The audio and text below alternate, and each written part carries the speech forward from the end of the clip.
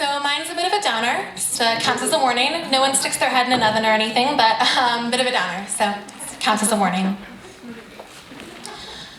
The weights drag her down, body sagging, face contorted into frown. Ground beneath her feet, muddy and brown. Feet plodding in and out of sod, smelling like cod when she comes home after a long day, reeking of resignation and decay.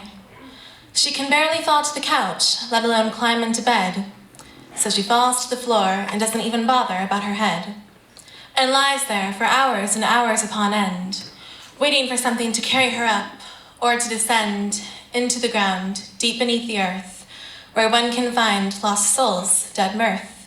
Something deep, deep down, where everything may be brown, or pink, or blue, blue like the color of her weights. She repeats over and over, 5, 6, 7, 8, and remembers days of joy and figure skates, and chocolate kisses and powdery snow. But she hasn't been there in years, she has nowhere to go. She doesn't quite remember how she wound up this way, spending her days on the floor, watching herself decay. She feels as if her life is buffering and the stream is forever delayed. The fish in the water swim, save for one who is frozen. It struggles to wiggle, but it has been chosen.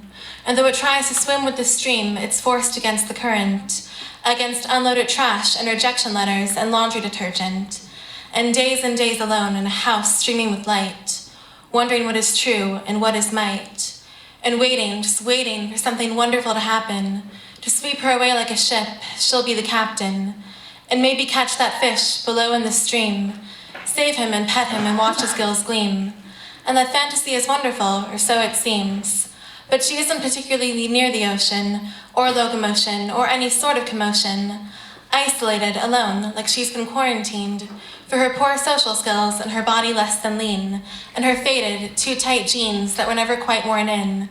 She tries to make them fit, tries to win, but the jeans keep shrinking and squeezing her out.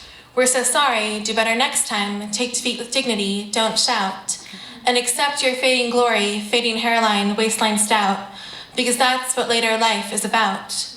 She doesn't know what anything is about anymore. Her stories don't flow, they're considered a bore. She can't really decipher any sort of meaning, so she doesn't try anymore, just waits for the keening to stop.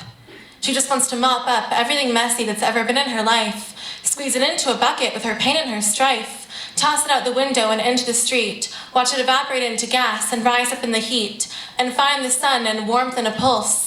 And if she ever feels again, her body will convulse with surprise and longing when those weights finally lift. She'll embrace the warmth of the world, bridge the gap, close the rift, and finally float on a boat across that stream, toward a land where everything sparkles and gleams. It's a struggle, she knows, so she sets off to start. She embraces the house and feels the swell in her heart, and works until her hands fall off, till her eyes smart.